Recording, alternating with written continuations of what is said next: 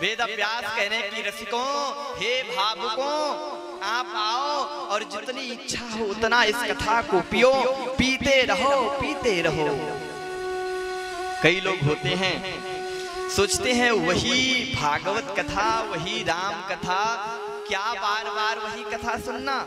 वही राम है, वही रावण है, वही कृष्ण है, वही कंस है, क्या बार बार वही कथा सुनना? तो गोस्वामी जी ने जब सुना तो गोस्वामी जी फटकार लगाए श्रोताओं को, बोले तुम्हारे अंदर ऐसी भावना कैसे आ गई? तुम अभी कथा को जाने ही नहीं। इसलिए गोस्वामी तुलसीदास जी को रामचरितमानस में लिखना पड़ा, रामचरित जे सुनत आगाही, रामचरित जे सुनत आगाही, रामचरित जे सुनत आगाही, रामचरित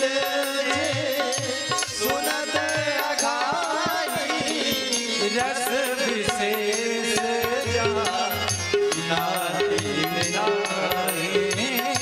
रस विशेष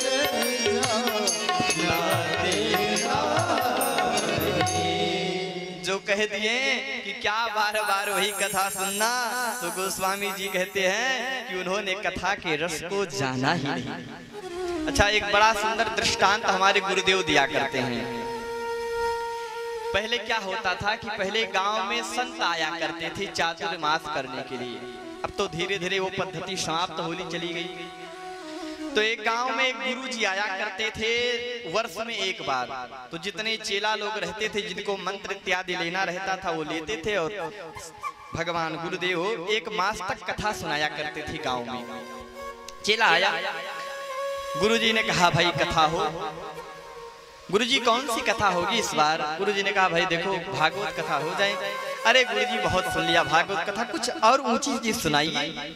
अच्छा ठीक है, तो रामचरितमानस राम कथा सुना देते हैं। गुरुजी वो भी बहुत सुन लिया, कुछ और ऊंची चीज सुनाइए। अच्छा तो शिव महापुराण सुना दिया जाए। अरे गुरुजी कुछ और ऊंची चीज सुनाइए। अब गुरुजी मन में सोचे कि चेला नहीं तो गुरुए मिला है तो सब सुनकर बैठा है। अच्छा तो महाभारत की कथा सुना दिया जाए। गुरुजी और ऊंची सुनाइए ना। अब गुरुजी सोचे क्या सुनाया जाए। अच्छा चलो तो गीता सुना दिया जाए।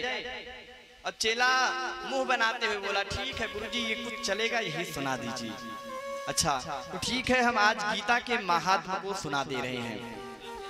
गुरुजी बड़ा सुंदर श्लोक गायन किए, बड़ा सुंदर श्लोक चेला को सुनाए हैं कि सर्वोपनिषदो गावो दोग्धा गोपाल नंदनः।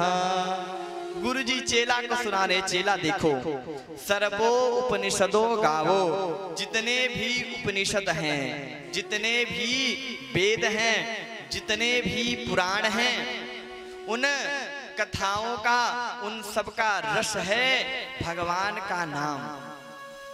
और सारे उपनिषद का दोहन करने वाले हैं भगवान श्री कृष्ण। दोग्धा गोपाल नंदनः, उन भगवान कृष्ण कन्हैया ने इस महाभारत की कथा का दोहन करके गीता को प्रकट किया। अब जब संपूर्ण महात्म्य की कथा गुरुजी सुनाए पहले दिन, तो चेला से बोले चेला अब ये बताओ कथा तो पूर्ण हो गई, कथा में कुछ ना समझ में आया हो इतने देर में तो आप पूछ सकते हो जो ना समझ में आया हो। नहीं नहीं गुरुजी सब समझ ली। अरे चेला ना आया हो तो पूछ लेना, संशय मत करना। नहीं नहीं गुरुजी सब समझ में आया। अरे फिर भी?